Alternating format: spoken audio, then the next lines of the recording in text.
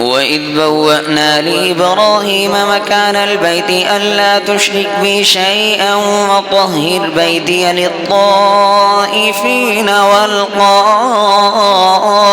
والركع السجود وأذن في الناس بالحج يأتوك رجالا وعلى كل ضامر يأتين من كل فج عميق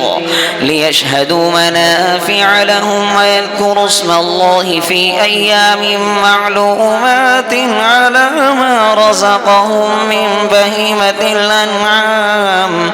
فكلوا منها وأطعموا البائس الفقير ثم ليقضوا تفثهم وليوفوا نذورهم وليطوفوا بالبيت العتيق. وإذ